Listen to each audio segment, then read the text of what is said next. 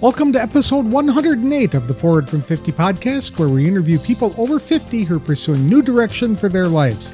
It's an opportunity for men and women to tell their stories, their way, and in their own words. I'm Greg Gerber, the founder of Forward from 50, and your host for today's show. What if retirement wasn't the finish line, but rather the starting point for your most impactful season yet? Today I'm interviewing Bill Hennessy, a veteran pastor and missionary whose life has taken him from the plains of Nigeria and the villages of Zambia to rural churches in Missouri. Now in his late 60s, Bill is far from slowing down. Instead, he's leaning into a bold new calling, helping people over 50 to discover fresh purpose. He is doing that through intentional coaching, community building, and a powerful new book titled Purposeful Retirement, Making the Next Season of Your Life Your Best. From helping to plant churches under the threat of Boko Haram to mentoring young leaders in Cape Town and launching a refugee center in Springfield, Missouri, Bill shares deeply moving stories, hard-won wisdom, and a compelling vision for what life after 50 can look like when it's driven by purpose, not just past accomplishments. If you've ever wondered whether your best days are behind you, Bill is here to tell you they are not. In fact, they might just be beginning. To tell us more, please welcome Bill Hennessy to the show. Thanks for joining me today, Bill. I really appreciate the time. Tell us a little bit about yourself. I understand you're from Springfield, Missouri. That's where I live now, but I've been all over the country and all over the world over 44 years. I'm a pastor, and during that time, I've also served as a missionary in Africa. And so I served in Nigeria, West Africa. I served in Cape Town, South Africa. I served for a number of years here in Springfield, Missouri with the mission. But I've been in ministry for 44 years now. So my goodness, that's quite a career. What'd you like most about being a missionary? It's the definition of missions in my mind, which is those of us who know, telling those who don't know about the one they must know in order to have eternal life. I love it. I was a church planter. I helped to evangelize areas. I helped to disciple pastors so that they could evangelize areas. Every last bit of it I loved. And of course, the true thing that you find out is you thought Africa needed you, but you find out you need Africa. I hear that over and over from people who've been over there. It is absolutely life-changing. Your whole perspective on life changes. Was there a special moment in missionary work that really stands out? We were in the area where Boko Haram is now in Nigeria. And in the day that I was there, imams and emirs were giving us land to plant churches because anywhere the church went, people prospered. And I think when you see people who had never heard the truth about Jesus Christ before, suddenly hear who he is and what he did for them and see the tears welling up in their eyes and rushing forward, I think that was a highlight over and over again. And then while I was in South Africa, I helped to found a mission in Zambia, Western Zambia, where David Livingstone was. You've heard of him, I presume. I can't recall right off the top of my head. Dr. David Livingstone, the Zambezi River. Yeah. Anyway, he worked with the Lozi people and asked for 1,000 missionaries to come from UK to help him. And they told him when he'd build roads, they'd send missionaries. He said, build the roads with their sweat and tears. And it didn't happen. And so a young guy that I taught in Cape Town, making a fantastic salary in a first world church in a great city, left all of that to go to Western Zambia and live among the Lozi. And there was a time that we actually trekked up on a four-wheel drive, two four-wheel drives and trailers. And it took us 3 days to get to this place where they heard that there were herdsmen. I could tell you story after story about the trip. It was just the most phenomenal thing, crossing the Zambezi River on a broken down ferry and having a truck get on before us and watching the whole front of the lorry dip into the water and thinking that we were about to be martyred before ever sharing faith. And then we got to this village and it was just one little boy. It was no settlement, so to speak. They were herdsmen. So they'd sleep under the stars. And we found one little boy and told him that we wanted to speak to the chief. And the next thing we know is people are coming in from all different sides, and we're sitting underneath a baobab tree on stones, and the chief is there, and he's dressed in rags. And my student got up and started talking about John 1:1. In the beginning was the Word, and the Word was with God, and the Word was God. And he said, I'm here today to tell you the name of your God. And there was this stirring amongst the whole tribe. The chief just about stood up onto his feet, and we didn't know what happened, but Paul presented the message, and when he gave a response opportunity for people to show that they wanted to accept Christ by raising their hand, everyone stood to their feet, every hand went raised, the chief leading the way. And so after everything was all over with, Paul and I walked up to this guy and said, through two translators, we had to use two different translators to get to his language. And Paul asked him, why did you respond so quickly? And he says, when I was a little boy, probably 8 or 9 years old, I had a seer tell me that in my day, someone would come and tell me the name of my God. It would be a white man telling me the name of my God. He said, today is that day. Oh my goodness, I got little Christ bumps all up and down my arms. We have it on film. It's the most amazing thing you could ever imagine. That's awesome. That would be a highlight of your missionary career, I'm sure.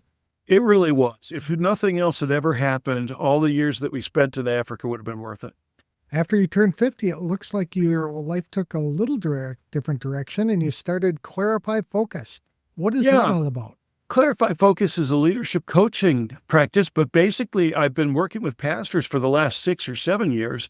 And then all of a sudden it occurred to me that people who are 65 and older, 67 now is the going retirement age, that are approaching that age is the largest population in the country. And it is an untapped workforce as far as doing good in our communities, paying back for the good things that have happened to us.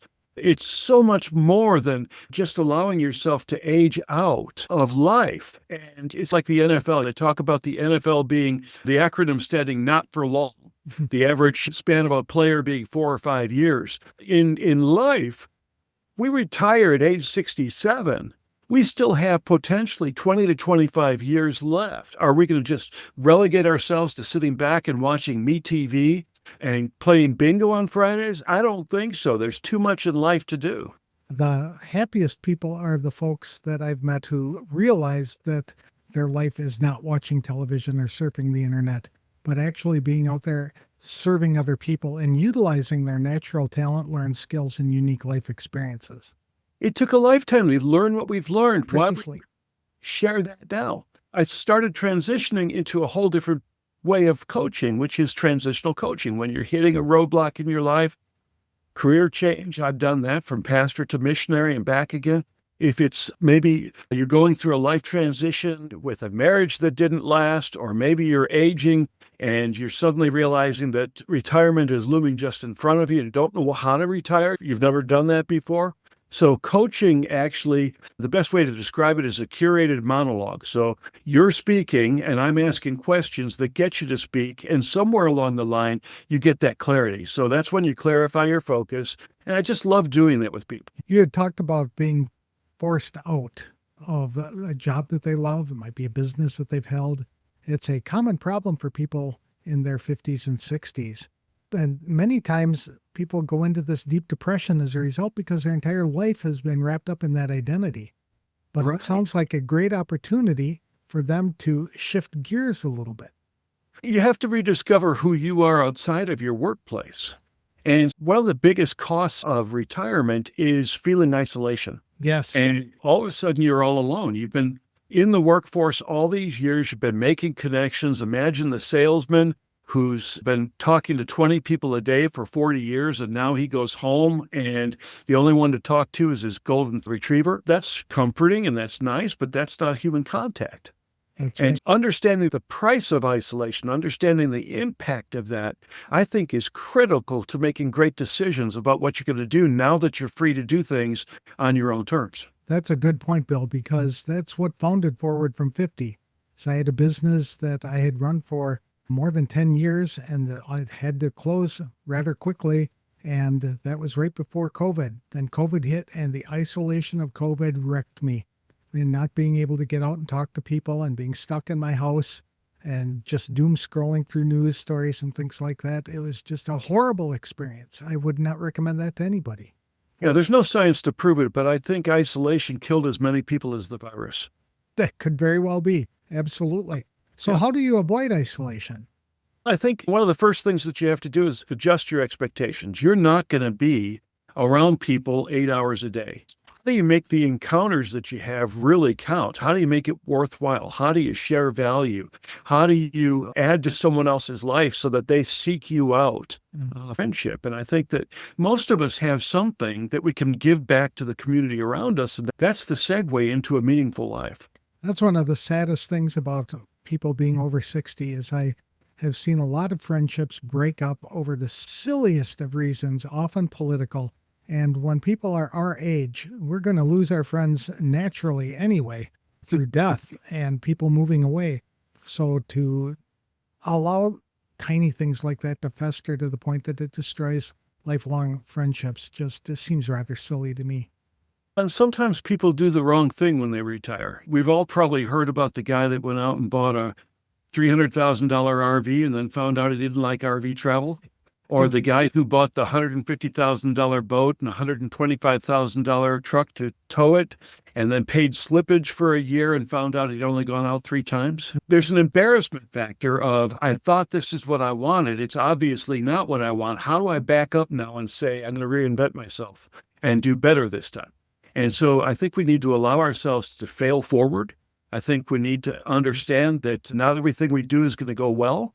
And that includes relationships. Fortunately, there's other people out there. If one friend gets offended because you said something about the tea being too tepid, you can find another friend that likes tea hot like you do. It's really not a hard thing to do. And, me would be finding people who like to drink coffee and forget the people who drink.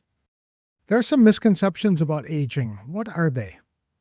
Number one, a lot of people think that early retirement is the solution. Just got to get out of the workforce. I can't wait to do it. They retire at 52 and they're dead at 54.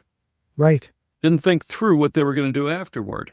Or the person who says that I'm going to do something so noble. I'm going to start a new business. I'm going to help everybody around. And then they find out that they didn't do any market research. And so those kinds of pitfalls to understand that if you're going to do something, do it well, do it with the same intentionality you had in the workforce. But add in that fun, add in that fishing trip, add in that vacation to a spot you've always wanted to go. Make your bucket list and start knocking things off. But don't finish the bucket list or you'll be what knocks off. Exactly. That's one of my pet peeves about retirement planning is they spend almost 90% of the time talking about financial matters and then another 5% talking about where you're going to live in retirement. And maybe if you're lucky, 1% to 2% talking about what's going to give your life meaning in retirement.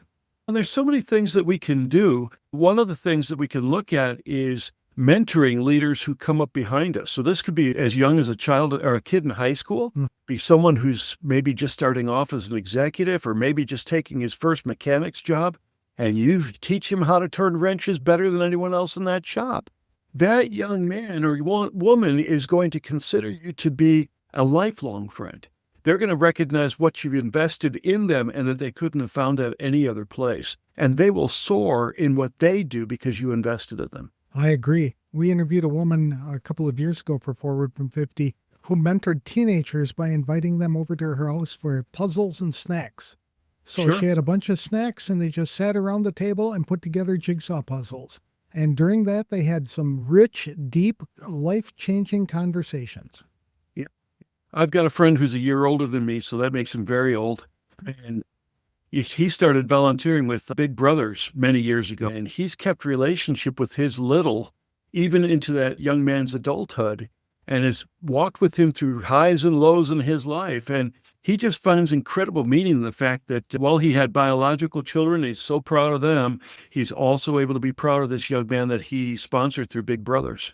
That's fun because just had a conversation 2 weeks ago with my little brother from back in the 1980s when I was matched in Madison, Wisconsin. And he's living in Illinois and he had just celebrated his birthday and we had a good conversation.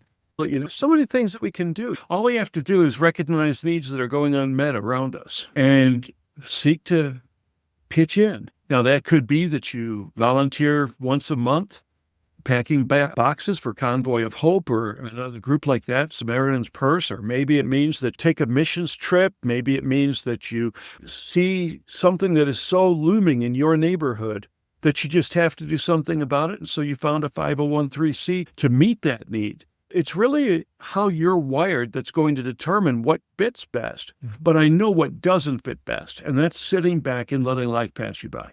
How would you define a rewarding lifestyle in your 50s, 60s, and beyond? I think number one, it's God gave us all a purpose. And that purpose didn't end on our retirement date. It didn't end the first time you picked up a Social Security check. You still have that purpose. So what is God going to do? What's the opportunity he's going to put in front of you today that's going to show you that his purpose for your life is perfect? Mhm. And sometimes we have to dance with the chaos until order appears. There's so many things swirling around us and so many different things competing for our attention. What is it that we're going to focus on? And I think that waking up in the morning and saying, okay, God, show me what to do today. How can I make a difference? How can I add value into someone else's life? And how can I be a friend to someone who has no friends? A lot of people think that they have to find their purpose as though God created them for one and one specific purpose only. And many people get to our age and they think, I missed it. I did not find my purpose. I've never felt purposeful. But it's something that you create more than you discover, correct? It is. And I think part of it is simply realizing that we're made in the image of God. And so he made us creative. A lot of us packed up our creativity and put it away when we left high school. And we haven't been creative a day since. And we've been functional, but we haven't been alive. And I think that retirement actually allows you to discover what it means to be alive and to actually see that you have value that you can add to another person. It does no good to have gold in the dirt. It's only good when it's mined. That's right. And I think in the same way, there's a lot of hidden gold in people. And they have to kind of dig deep to find it. But when they do, suddenly they realize they have something of incredible value. It is astonishing how many people do not read a single book after leaving high school. It's as though they've stopped their lifelong learning years, decades ago. It's so important, even at our age, to continue to learn new things. It's either you feed yourself or someone else feeds you. And so reading and listening to an audiobook or going to a library discussion group or finding a topic online that you're really interested in and joining a chat room, those are things that cause you to be interactive with other people. It's things where you learn new ideas. We're not too old to learn new things. And so there's a different perspective out there, maybe from the perspective I've held all my life. And maybe I find out that I've missed a good thing. Let's seize that now and let's make the most of it because there's still so many years ahead of us if we remain healthy. And part of remaining healthy is having a reason to get out of bed in the morning. That's a very good point. I think a lot of us seasoned citizens don't value our experience.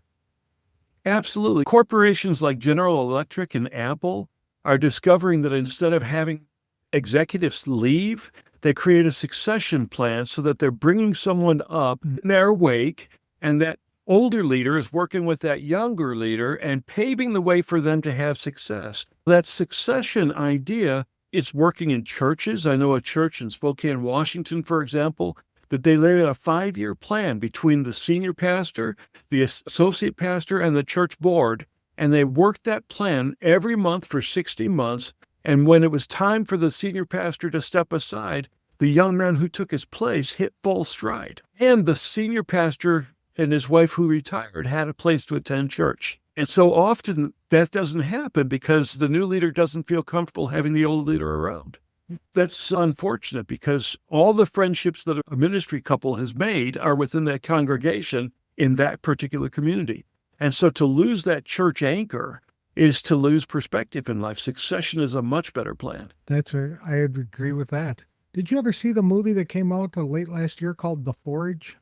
I did not. I highly recommend it. It's about an older business owner who takes a younger man who just started working with the company under his wing and meets with him once a week to mentor him, not on the business, but on the secrets of life. That he learned the lessons the hard way through his own experiences. And I think that's just an opportunity for so many of us, especially guys, to be able to speak into younger generations that way. Well, part of it's believing in other people. The difference between yourself and someone else might have been opportunity. It's probably not ability. and you work with someone who hasn't had the advantages that you've had, the opportunities that you've had, and you put into that person, you invest in that young man, that young woman, the things that you had invested in you because someone cared, and you'll watch that person rise up to whatever challenge faces them, and they will know that you were the contributor that really made the difference in their lives. And that's powerful because those people, they hang on to you the rest of your life. I have students that I taught 25, 30 years ago that are still connecting with me. And I just had a Zoom conversation with someone in Cape Town yesterday. He married one of my former students who I guess he's been hearing about me for 20 years. And I had no idea that was how she viewed our relationship. But because I was kind to her and because I opened doors for her, she never looked back. And so he'd been hearing about me all this time. And now he's my student. He says, I can't wait for you to do the same thing for me. That's neat. So there's a posture that people expect. A lot of people might have imposter syndrome about talking to people about certain aspects of their life when they have deemed themselves to be failures. For example, they had a broken marriage. What could I possibly teach somebody else about having a successful marriage? And that's wrong. They know what caused their marriage to fail, and they can go in and counsel other people to make their marriages stronger. Here's where I fell short. Here's where you really need to shore this up in this area. Same with parenting. And why would God make us strong at the broken places if it wasn't to lend strength to someone else? Precisely. And so every failure that we've ever had could be a life lesson for someone else that they don't have to pay that price themselves. Mm-hmm. And so if you're a divorced person and you're hearing something in the way that young man or woman speaks about her spouse or his spouse, and you can help them to realize that's probably not going to end well, you could be saving a marriage, you could be saving the lives of children, you could be saving income and housing and everything else for both sides of that equation. You could be making a tremendous investment in them, but a lot of it comes off or differs in how we come off. If we walk up to them and say, you're doing that wrong, that you're probably not going to get an audience. But if you come in there and say, hey, can I talk to you about something? And have you thought about it this way? Let me tell you what happened to me. Yes. It's hard. It's impossible for people to argue with your story. Absolutely. And by the way, our story and the day we retired, our story is continuing to be written. Probably the best conclusions possible have yet to be even approached. That's exactly right. You had mentioned earlier a cost to early retirement. Can we explore that a little more? You talked about the early death of people who retire at 62 and they're dead by 64. I know that happens. But it's not just early death, and I will touch on that, but there's also financial impact because Social Security makes a pretty significant penalty on what you get per month. It could lower it by 30 to 40%. And then on top of that, they cap your earnings until you're 67. Yes, indeed. And a lot of people don't understand that either. And you pay 50 cents on the dollar for every dollar you go above that cap. Mm-hmm. And so I ran the numbers, put them in the book and said, hey, this is current to as of the writing of this book, but you might be making a mistake if you retire early. And oh, by the way, here's what would happen if you retired at your full retirement, and here's what would happen if you retired at your extended retirement at 70. And the numbers are really pretty amazing. There's no cap on your earnings at 66 and 10 months for me, 67 for my wife. And so I can go out and earn as much money as I possibly want to and draw full Social Security just by sticking it out for a few months and aging into retirement, okay? The second part about it is that when people retire early, they think they're going to craft this perfect, idyllic existence. They're going to travel, they're going to do this, they're going to do that. The finances don't allow for it. And so suddenly they're sitting at home and memorizing the MeTV schedule. They're thinking about all the aches and pains. They go into the doctor and they discover that there's all kinds of reasons for the aches and pains. They start measuring their life by what's wrong with them, and pretty soon they're dead. I worked as a journalist covering the RV industry for 2 decades. And one of the saddest things that always happens are people who are going to retire when they're 65, buy the motorhome and go travel. And then they discover as soon as they do that they don't have the health that would allow them to enjoy it. So they wind up driving the RV from city to city and just parking in the RV lot and never coming out to enjoy whatever is in that area. All of my life, I had one friend, it's been 40 some odd years that I've known this guy, and he envisioned buying 160 acres somewhere remote and living off by himself and his wife and just having a Grizzly Adams experience. And he approached retirement age and aches and pains started happening. And he started looking at the cost of equipment to run a place like that. And then he started thinking about the distance to medical care or for a 911 call to get to his place. And suddenly he bought a place in a suburban area with 10 acres. It was a more realistic goal. It was something that wouldn't consume all his time and effort, and it wouldn't burn all his money. Mm-hmm. And so he found that by adjusting his expectations, he had a better retirement. How can people adjust those expectations? I think one is we are not young. And so we're going to have certain aches and pains, and that's to be taken for granted. We should expect that. But to focus on those things, because we have nothing else to focus on, that is damning. It's dangerous. It's frustrating. It's going to cost you. And so to have an expectation beyond the physical pain, to say, okay, it's worth getting up today because, and you make a list of things that you're going to do that day.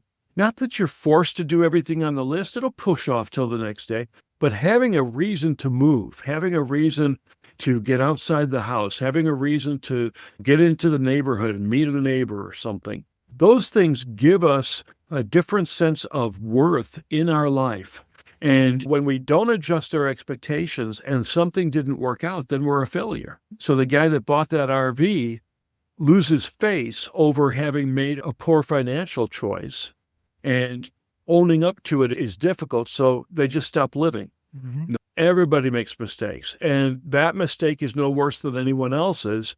You got some return on your investment. You got some money back from that RV. Now, what are you going to do? Pick yourself up, dust yourself off, make some better choices.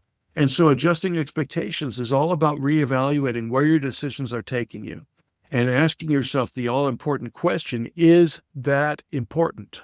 Right. Okay, is where I'm going meaningful? Is where I'm headed on this path what I want to do with my life? And if it's not, choose another path. We're able to do that in America. We're able to pick another path. We're able to make another destiny. We're able to choose another reality.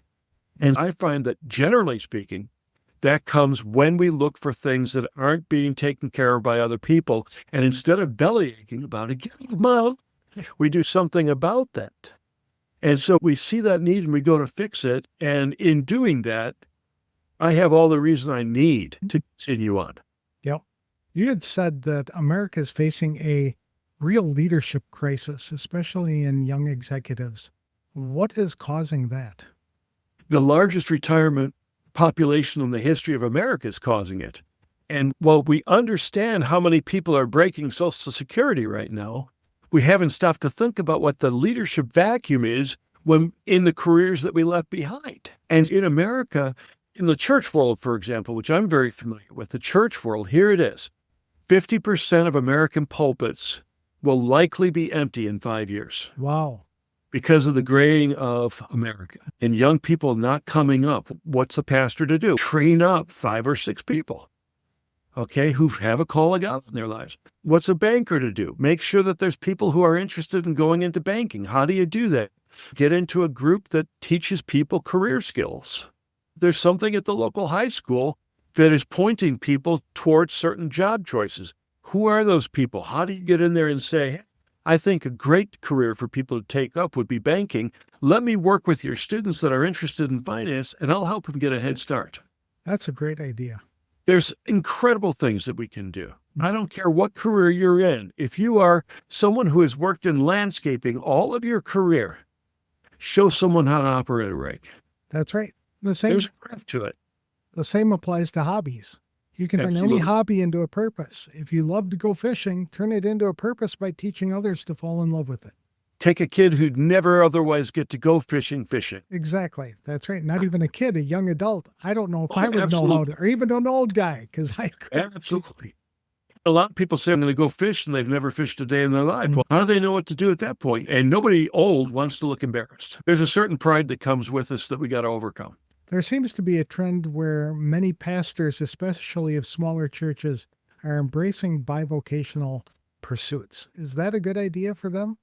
I think it has to happen.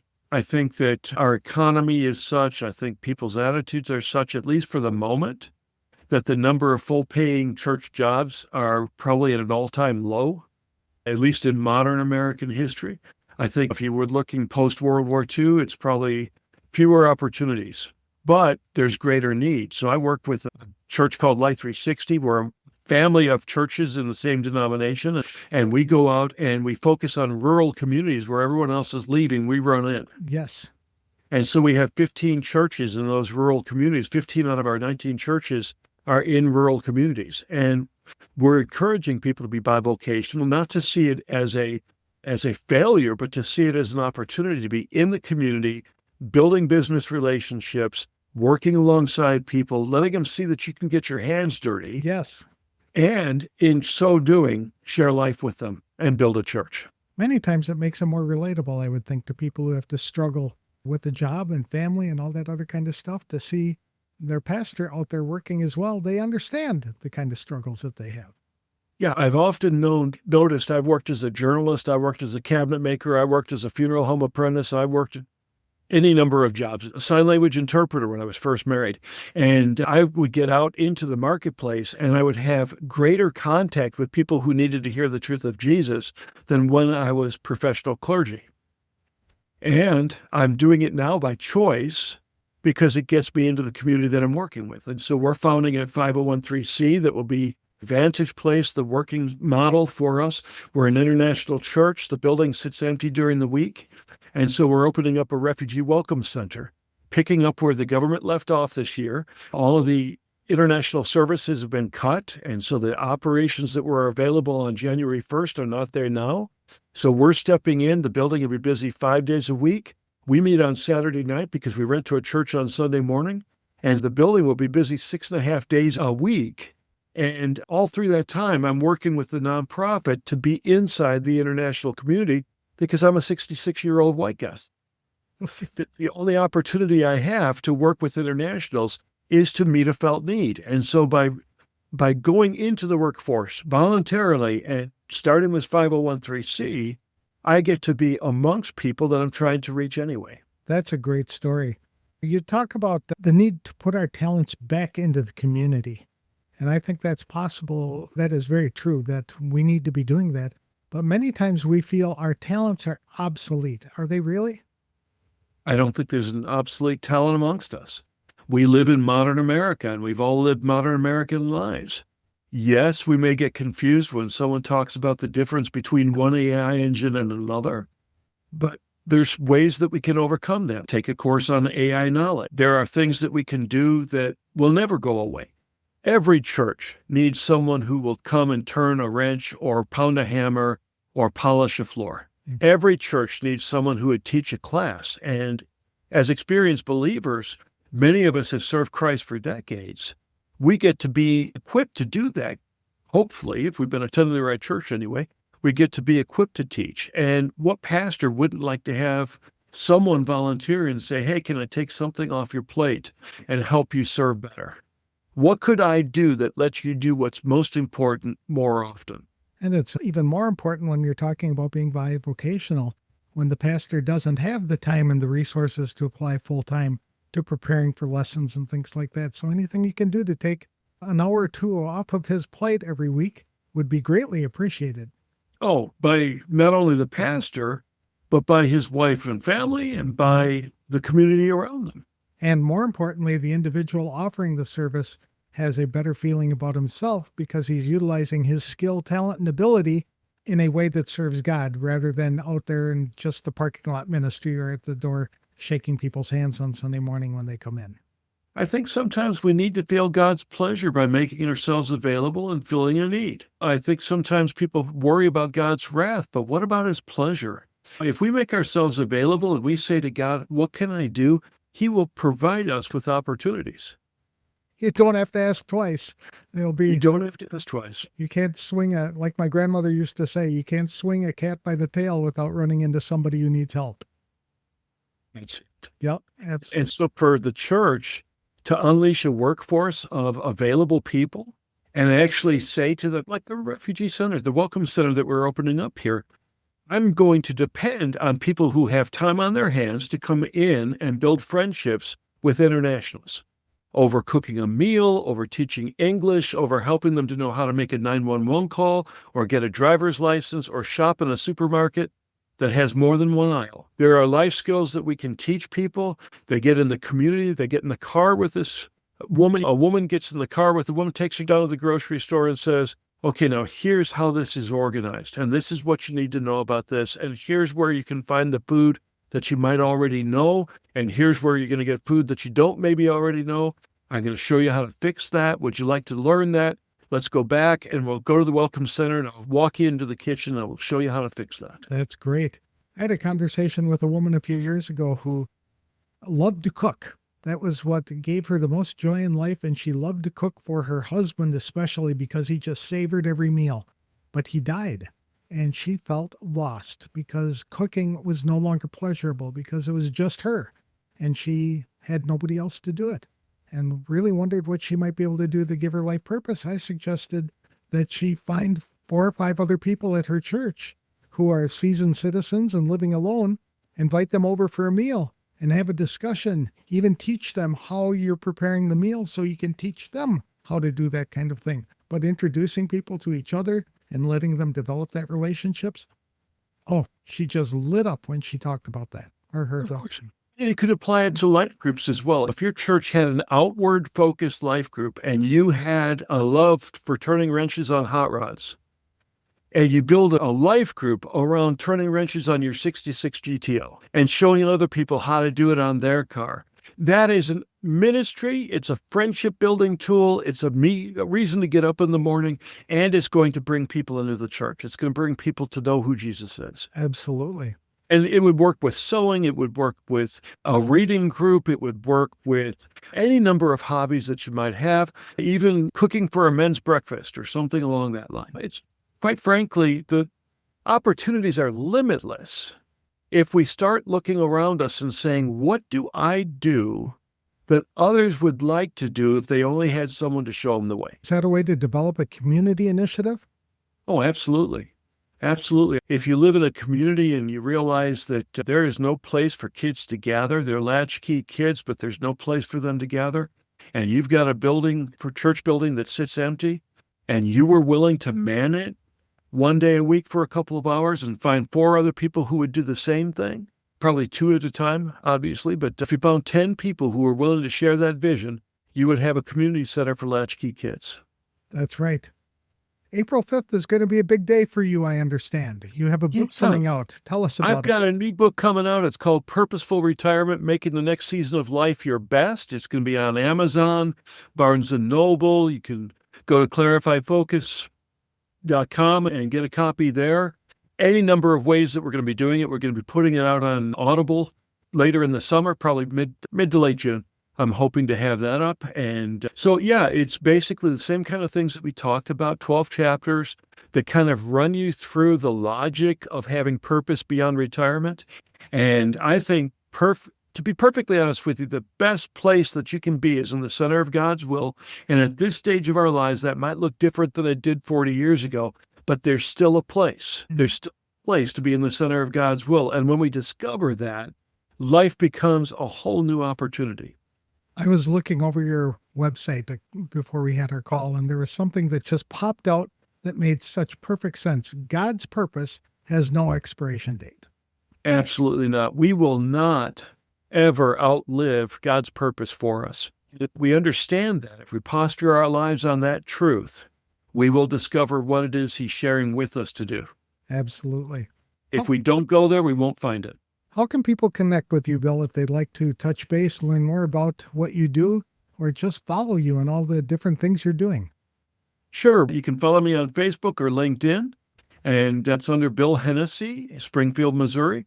You can go to clarifyfocus.com and visit the website there. You can join one of the communities that we're developing right now on Facebook. We're going to actually try to find a purposeful retirement community and give each other ideas and learn from one another and contribute there and share life, share victories and share sorrows. And the idea would simply be to connect. And I realize there's a billion ways to connect, but if you don't take one chance on connecting, you're still disconnected. That's And so we're going to throw into the large community out there, but around this idea of purposeful retirement. I love it. Thank you so much for sharing your story with me today. I found it very inspirational, and I'm sure other people will too. Oh, it's been my pleasure. And Greg, I can't thank you enough for the opportunity. What a powerful and refreshing conversation with Bill Hennessy. He's a man whose life embodies what it means to move forward from 50 with clarity, conviction, and compassion. After 4 decades of serving as a pastor and missionary across Africa and the United States, Bill has transitioned into a new chapter. He has reimagined retirement as a launch pad for renewed impact through his leadership coaching practice, which he calls Clarify Focus. Bill believes people over 50 carry a treasure trove of hard-earned wisdom. Rather than fading into the background, we should be stepping into roles as mentors, community builders, and purpose-driven contributors. He reminds us that isolation is one of the biggest threats to retirees, but the antidote is simple. Get involved, give back, and build relationships. Whether it's helping a young adult learn to fish, teaching life skills to refugees, or just showing up to mentor someone struggling with life's challenges, your experience has value, and the world needs it now more than ever. If Bill's story resonated with you, I encourage you to check out his new book, Purposeful Retirement, Making the Next Season of Your Life Your Best. It's more than a guide, it's a roadmap to discovering meaning, relevance, and joy in the second half of life. His book is available now on Amazon, Barnes & Noble, and at clarifyfocus.com. An audio version is coming later this summer. As Bill so eloquently put it, God's purpose doesn't have an expiration date, and maybe your greatest chapter is still waiting to be written. That's all for this week's show. If you'd like to start living a more meaningful life, I encourage you to download our free guide to finding purpose, which is available at forwardfrom50.com. I'll have another inspirational interview on the next episode of the Forward from 50 podcast. Thanks for listening, and if you like this show, please consider leaving a review wherever you download the episodes.